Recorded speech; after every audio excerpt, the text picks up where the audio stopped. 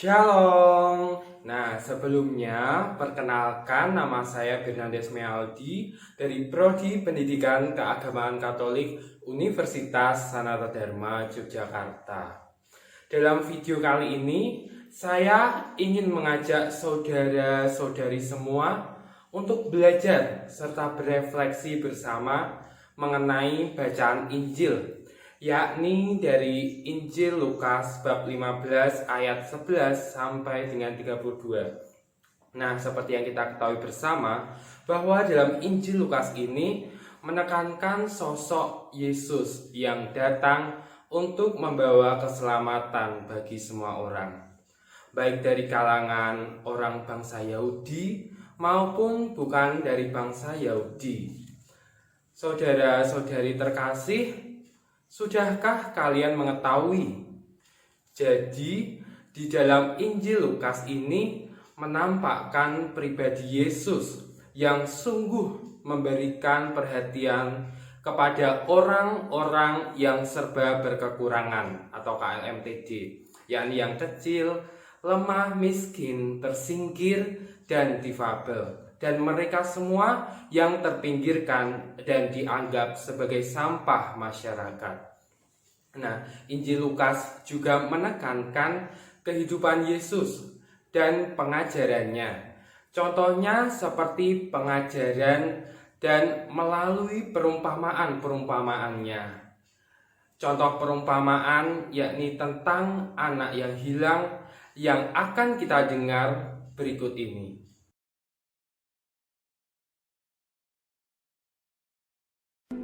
Ada seorang mempunyai 2 anak laki-laki. Kata yang bungsu kepada ayahnya, "Bapa, berikanlah kepadaku bagian harta milik kita yang menjadi hakku." Lalu ayahnya membagi-bagikan harta kekayaan itu di antara mereka. Beberapa hari kemudian, anak bungsu itu menjual seluruh bagiannya itu lalu pergi ke negeri yang jauh. Di sana ia memboroskan harta miliknya itu dengan hidup berfoya-foya. Setelah dihabiskannya semuanya, timbullah bencana kelaparan di dalam negeri itu, dan ia pun mulai melarat. Lalu ia pergi dan bekerja pada seorang majikan di negeri itu. Orang itu menyuruhnya ke ladang untuk menjaga babinya. Lalu ia ingin mengisi perutnya dengan ampas yang menjadi makanan babi itu, tetapi tidak seorang pun yang memberikannya kepadanya. Lalu ia menyadari keadaannya. Katanya, Betapa banyaknya orang upahan Bapakku yang berlimpah-limpah makanannya, tetapi aku di sini mati kelaparan. Aku akan bangkit dan pergi kepada Bapakku dan berkata kepadanya, Bapa, aku telah berdosa terhadap sorga dan terhadap Bapa. Aku tidak layak lagi disebutkan anak Bapa. Jadikanlah aku sebagai salah seorang upahan Bapa. maka bangkitlah ia dan pergi kepada bapaknya. Ketika ia masih jauh, ayahnya telah melihatnya. Lalu tergeraklah hatinya oleh belas kasihan. Ayahnya itu berlari mendapatkan dia lalu merangkul dan mencium dia. Kata anak itu kepadanya, Bapa, aku telah berdosa terhadap sorga dan terhadap Bapa.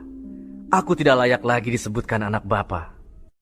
Tetapi ayah itu berkata kepada hamba-hambanya, lekaslah bawa kemari jubah yang terbaik, pakaikanlah itu kepadanya, dan kenakanlah cincin pada jarinya, dan sepatu pada kakinya.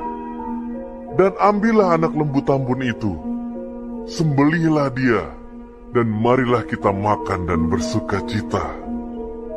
Sebab anakku ini telah mati dan menjadi hidup kembali. Ia telah hilang dan didapat kembali. Maka mulailah mereka bersukaria. Tetapi anaknya yang sulung berada di ladang.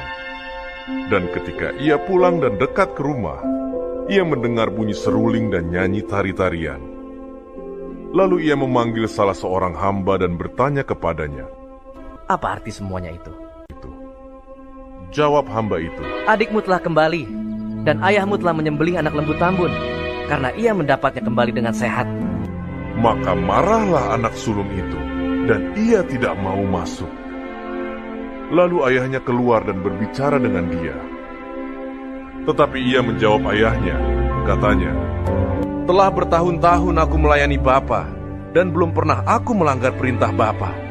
Tetapi kepadaku, belum pernah Bapa memberikan seekor anak kambing untuk bersukacita dengan sahabat-sahabatku. Tetapi baru saja datang anak Bapa yang telah memboroskan harta kekayaan Bapa bersama-sama dengan pelacur-pelacur, maka Bapa menyembelih anak lembu tambun itu untuk dia." Kata ayahnya kepadanya,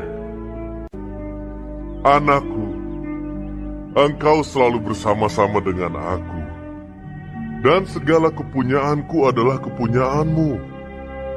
Kita patut bersukacita dan bergembira, karena adikmu telah mati dan menjadi hidup kembali. Ia telah hilang dan didapat kembali." Nah, setelah mendengar serta melihat kisah perumpamaan mengenai anak yang hilang dari bacaan Injil Yohanes bab 15 ayat 11-32, bagaimana saudara-saudari terkasih?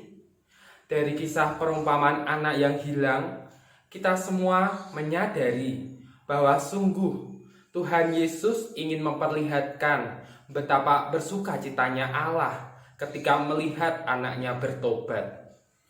Dalam perumpamaan ini juga kita dapat mengetahui penggambaran dari ketiga tokoh, yakni yang pertama adalah si anak sulung, lalu yang kedua si anak bungsu, dan bapak dari kedua anak. Jadi anak sulung adalah sebagai gambaran orang Farisi dan ahli Taurat, akan yang bungsu sebagai gambaran orang-orang yang berdosa, sedangkan Bapa menggambarkan Allah sendiri. Sekarang saya ingin mengajak saudara-saudari semua untuk bersama-sama merenungkan inti dari perumpamaan anak yang hilang ini. Dari sini kita dapat mengetahui bahwa Allah sungguh mengasihi umatnya. Sekalipun kita jatuh ke dalam dosa, Allah selalu memberikan pintu pertobatan bagi kita dengan terbuka lebar. Dapat kita ketahui juga bahwa dampak dari perbuatan dosa, yakni dapat membinasakan kita secara perlahan, seperti yang ada dalam kisah anak yang hilang. Nah, dari sosok anak bungsu yang menjual harta lalu pergi ke negeri yang jauh dan hidup berfoya-foya. Memang benar kita sadari bahwa dosa atau kenikmatan itu hanya datang secara sesaat. Setelah itu apa yang terjadi? Dengan adanya bencana kelaparan, sang anak bungsu menjadi melarat. Ia bekerja pada seorang majikan di negeri tersebut. Lalu majikan itu menyuruhnya untuk pergi ke ladang, menjaga babi. Ketika ia lapar, tidak ada salah seorang pun yang memberikan ampas makanan babi kepada anak bungsu itu. Sungguh, dapat kita ketahui bersama kan akibat dari dosa yang benar-benar membinasakan kita. Melalui bacaan Injil yang barusan kita dengar dan renungkan ini, mari kita belajar untuk senantiasa dekat kepada Tuhan. Jangan pernah mencoba berpaling kepadanya. Karena Tuhanlah sang juru selamat kita, terkhusus di masa pandemi saat ini. Kita sering lupa dan mengabaikan Tuhan. Mari kita lebih mendekatkan diri kepadanya, memohon berkat, limpahan rahmat, serta kesehatan. Tuhan memberkati niat baik kita. Shalom. Berkah dalam.